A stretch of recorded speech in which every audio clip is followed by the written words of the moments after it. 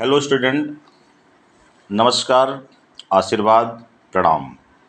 देखिए, आज मैं आपको बहुत बेहतरीन तरीके से सेंटेंस और क्लाज में अंतर को बताने जा रहा हूँ कि सेंटेंस और क्लाज में क्या अंतर होता है।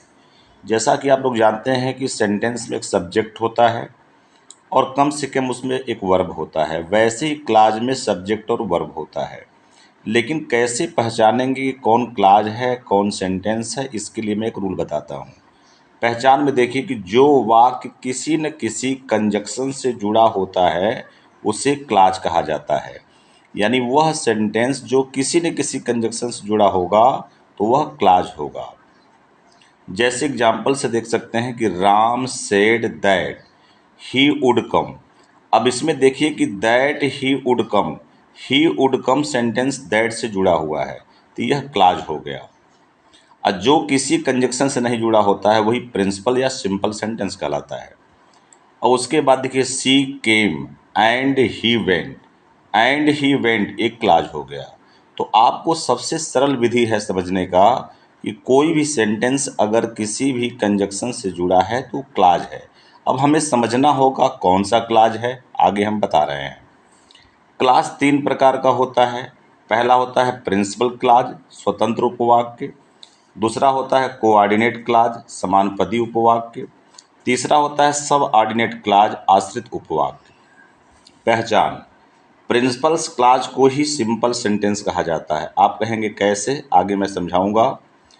कोऑर्डिनेट क्लाज को ही कंपाउंड सेंटेंस कहते हैं और सब ऑर्डिनेट क्लाज को कॉम्प्लेक्स सेंटेंस कहा जाता है। दिमाग में बैठा लीजिए। बहुत बच्चे भ्रम में रहते हैं कि प्रिंसिपल क्लाज अलग होता है, सिंपल सेंटेंस अलग होता है, कोऑर्डिनेट क्लाज अलग होता है, कंपाउंड अलग होता है। लेकिन मैं आपको समझा रहा हूँ कि प्रिंसिपल क्लाज को ही सिंपल सेंटेंस कहते हैं, कोऑर्डिनेट क्लाज को कंपाउंड सेंटेंस कहते हैं, सब ऑर्डिनेट क्लाज को कॉम्प्लेक्स सेंटेंस कहा जाता है। अब नोट में देखिए कि जो वाक्य कोऑर्डिनेटिंग कंजक्शन, जैसा आप जानते हैं कि कंजक्शन दो प्रकार के होते हैं, तो जो वाक्य कोऑर्डिनेटिंग कंजक्शन जैसे एंड से, बट से, बोथ से, एज वेल एज से, not only but also, either or, neither nor, otherwise, still, while, yet, so, therefore इत्यादि कंजक्शन से जुड़े होते हैं वह कोऑर्डिनेट क्लाज या कंपाउंड सेंटेंस कहलाते हैं। जैसे she went and Ram came, देखिए एंड से जुड़ा हुआ है तो यह आपका कोऑर्डिनेट क्लाज हो गया या कंपाउंड सेंटेंस हो गया, दोनों का एक ही नाम है।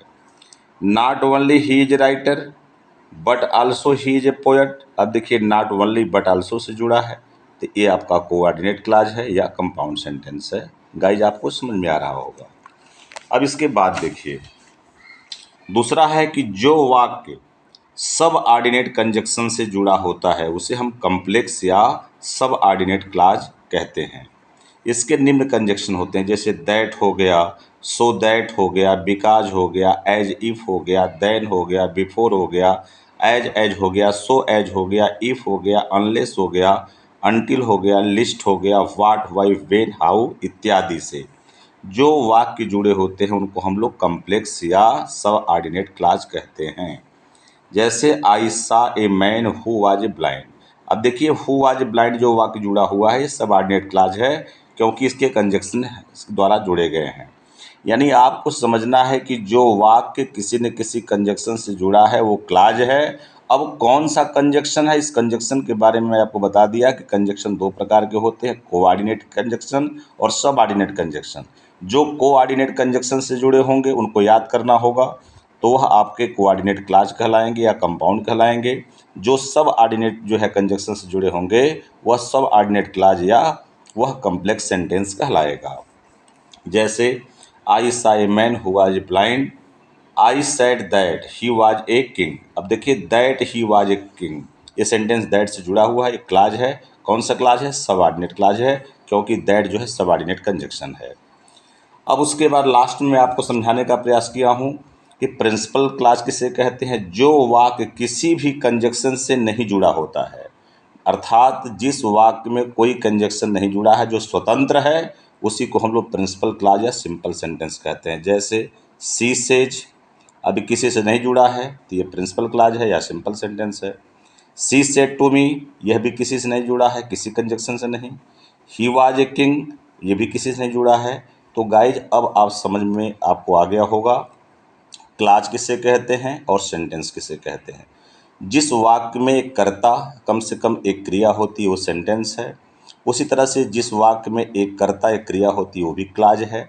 लेकिन कैसे पहचानेंगे क्लाज कब बनेगा? जब किसी न किसी कंजक्शन से वो जुड़ा होगा।